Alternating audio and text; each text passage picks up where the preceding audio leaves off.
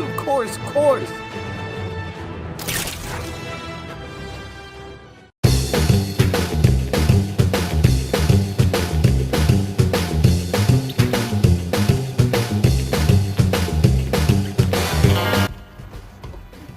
Oh, hey guys.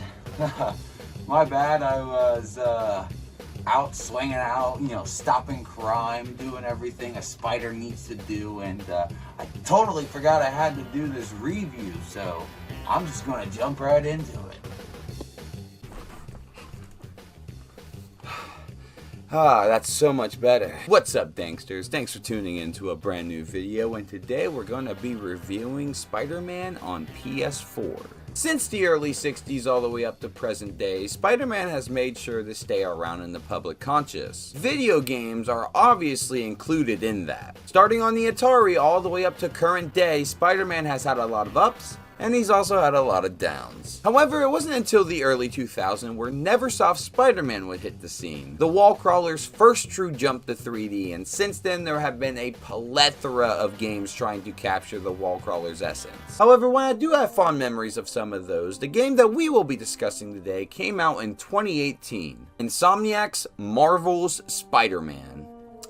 Rolls right off the tongue. The day this game released, I drove over the GameStop and picked up my copy. I hit my friend up and I drove over to his house, and we literally sat in front of the TV and watched this game installed. That's how excited we were for this game. And what we played, well, some would say amazing, some would say spectacular. I'd say a pretty fucking good game. Never did a Spider-Man game feel quite as good as this one, and it definitely left an impression on me. Unfortunately, I would never end up completing the PS4 version. I wanted to complete the game on my own console, but the only problem was I didn't own a PS4, and I wouldn't own anything to play this for quite a long time, so it just sat on my shelf and collected dust. When the sequel game, Miles Morales, came out, a remastered version of the PS4 game would end up releasing with it, and that's the version I ended up playing and tackled.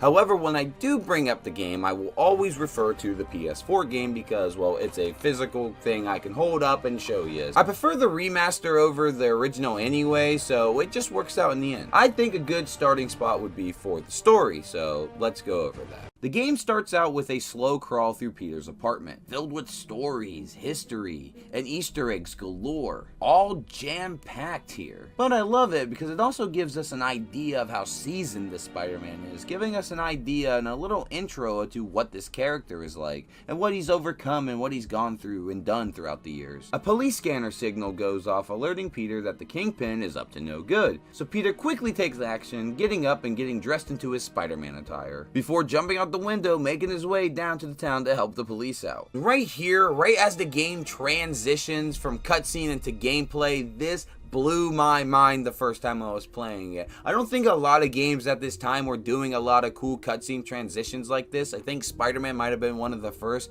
but holy shit, what an amazing intro this game has. The music, Warbly's Alive, I love that song so much, and if it wasn't for this game, I might have never heard that song otherwise. SWAT is 1084 at Fisk Tower.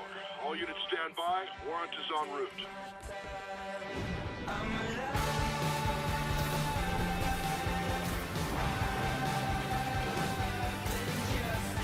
I don't mean to gush over it. The opening transitioning is really cool. I was just sitting there in 2018 like, yeah, the future is here. Spider-Man shows up at the crime scene where he then proceeds to take care of the Kingpin and put him away in jail. A mission well done. But it's not long before a new threat in town arrives called the Demons, and they take no time at all to fucking take over New York. It turns out the demons want this thing called Devil Breath, and it turns out they're working for a guy called Mr. Negative. Mr. Negative is a character called Martin Lee in this, who's actually the owner of Feast, where Aunt May works at. Apparently, Norman is the one who turned him into Mr. Negative, causing him to kill his parents, so he wants revenge on Norman. Obviously, being Spider-Man, you gotta knock that shit out, and you go in to take him out. And we do that, but during all this, Peter is actually working a real job with Otto Octavius. Now, we all know Otto Octavius is Doc Ock, however, However, the story here that allows Peter and Doc Ock to actually, connect is really heartbreaking in the end when you find out that Otto knows everything, and because obviously he becomes Doc Ock. Doc Ock then pulls all of his resources together to make sure every single Sinister Six villain that Spider-Man has put away in the raft is coming out to wreak havoc. Everyone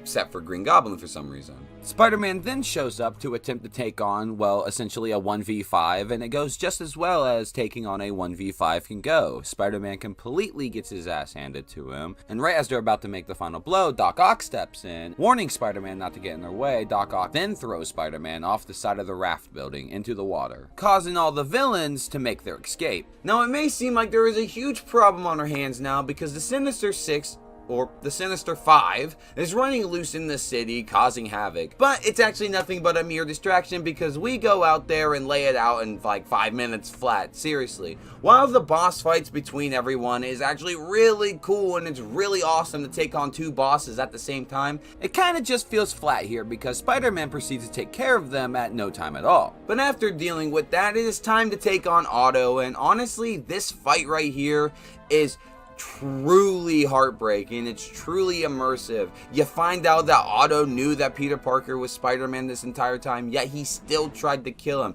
even though Peter had this kind of bond with Otto, and you could see that through the connection they made earlier in the story. You knew?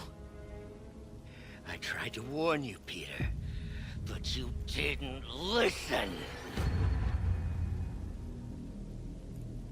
You knew. Otto goes full villain mode and his mind gets completely warped, and it's all because he doesn't want to lose the functionality of his body, so he's willing to do anything at all costs. Peter, being crushed by all of this, just leaves, knowing Otto at any time could give away his secret identity. That's a problem to deal with at a later point. The story here is something that's put together really amazingly. I can't really explain it. It feels like a perfect Spider-Man story. And there's still a lot more that I didn't even get into. That's only because I'm saving it because I didn't want to spoil too much. And I definitely recommend you play this game because you should experience everything on your own. But now that we talked about everything that this spider did, let's talk about everything a spider can do. So since you're playing as Spider-Man, you're going to be swinging for the majority of the time. And let me just say, it's absolute perfection. At the time of its release, there was nothing like it. Nothing could compare to it. Swinging in this game is just so much fun, and the animation is just incredible. You really do feel like you're flying through the air in the city sometimes. It can be a little tricky at first, but it's so rewarding to pull off. Insomniac really just knew their way around the web swinging formula, and they have perfected it and master it here. And honestly, at the time of this release, this was the truest to life web swinging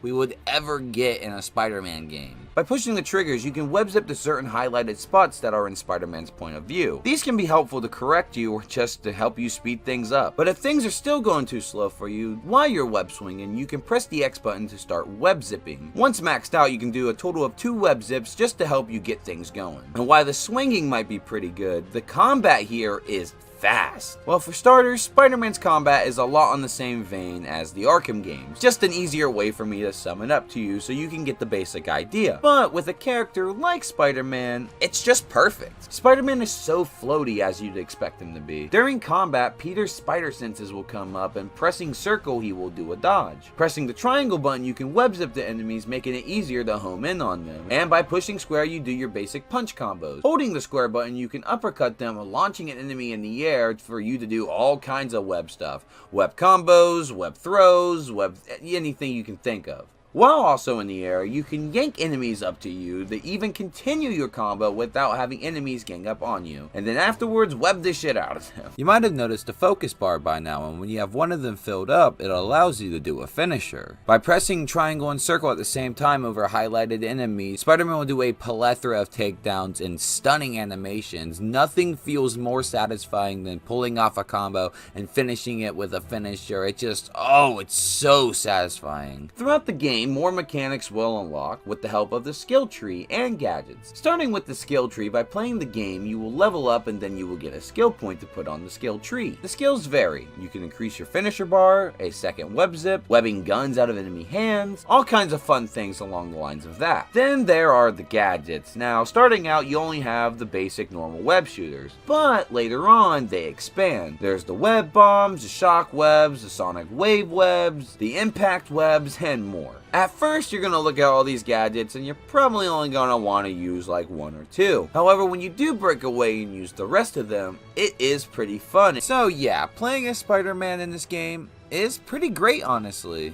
Insomniac perfectly captured the feeling of the webhead. However, Spider-Man is not the only person that we play as in this game. There will be several times throughout the story mode where you play as Mary Jane and Miles Morales. While Spider-Man gets to deal with all the action, Miles and MJ get to deal with a stealthier approach. Their levels consist of you sneaking around enemy bases, or areas that are swarming with enemies. While overall I do think these levels have merit, I do think they just bring the pace of the game down. I never get excited when these levels pop up. In fact, the quite opposite. Even with the stun gun MJ gets later in the game, I still don't find these levels fun at all. Game developers have a real bad problem of trying to slow the pace down of their game. Like, they give you these high speed pace action moments with Spider-Man and then drag the pace to a halt with a stealth level with MJ or Miles. It doesn't really matter. As stealth levels, they're fine for what they are, but to me, they're just fodder. Sometimes you'll also get to play as Peter Parker, and during these moments you'll do little iPad science games. These also I really don't have an opinion on. They're just something that helps flesh out Peter Parker's character. Like, we get it, he's smart, so he has to do stuff like this. You also unlock tokens by doing this as well. After beating the game, you unlock New Game Plus, where you can replay the game at whatever level you ended up with, or you can just load into your completed save and do whatever you haven't finished yet. The city is filled with plenty of side missions to do, like landmarks, backpacks, Black Widow missions, Taskmaster missions, Fist Towers, Demon Warehouses, Research Stations, Sable Outpost, 18 additional side missions, 4 different kinds of street patrol missions, and police towers scattered throughout the entirety of the map. Oh my god, there is plenty to do here in Spider-Man on PS4. Some of the stuff can be really fun. I love swinging through the city and quickly snapping pictures of landmarks. It really makes it feel like that would be something Spider-Man would do as he's swinging along, just quickly snap a picture and continue the web. Also really cool finding Peter's backpack scattered around the city, but you can't honestly expect me to believe that he has like all these backpacks just laying out in the middle of the open, right? I just don't believe that. And no weathering on any of them since high school, and this is a seasoned Spider-Man?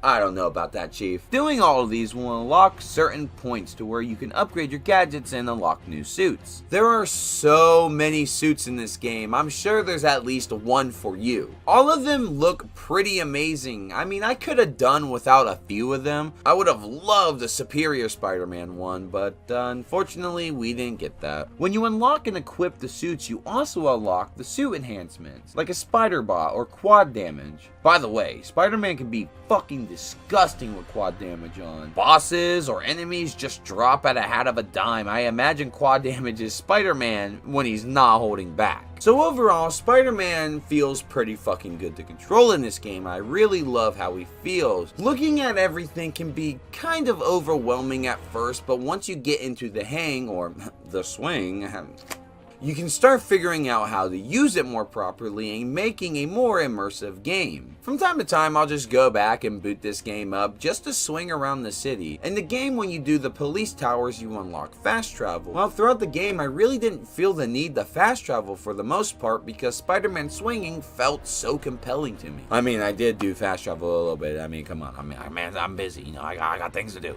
But for the most part, I just did normally swing myself. And I know a lot of people hate me saying this, but with the swinging, the combat, and the story all together, it truly does make you feel like Spider-Man. And I don't care how tiring that feels. It makes you feel like Batman, makes you feel like Spider-Man. It really does. The immersion is on some next level shit. It's the reason I have 60 hours in this game. Trust me, I know what I'm talking about. Marvel's Spider-Man is a game I can't recommend enough. It is just fantastic. and you should definitely give it a shot if you can, whether it be the PS4 original or the remastered version on PC and PS5. Either way, you're in for a good time. However, if you do play this game, I would recommend the PS5 remastered just for the added bells and whistles. Like all the DLC this game has. Yeah, all the DLC is added to the remastered version, which... oh boy, that's a future video in of itself. The game is relatively cheap nowadays, fetching no more than 20 bucks, so hey, it's got that going for it. Well guys, that is going to do it for me today. Have you guys played Marvel's Spider-Man for PS4? Do you plan on playing it after watching this video? Let me know in the comments down below, and I'll get to you when I get to you. I have an Instagram, I have an X, and you can go follow me. Both those links will be in the description down below. And also while you're down there, can we try to get this video up to 15 likes? That'll be much appreciated. And also while you're down there, can I get you to hit that subscribe button and the bell for post notification? It would mean the world to me, and it would take like 3 seconds, and I would greatly appreciate it. Now for those extra daredevils out there, I do have a Patreon, and you can find me on there with the link down in the description down below. You can donate if you want. It helps support the channel, and I would also greatly appreciate it. Well guys, that's gonna do it for me today. I think I'm gonna head on out of here. Well, duty calls, and I gotta go. See y'all next time.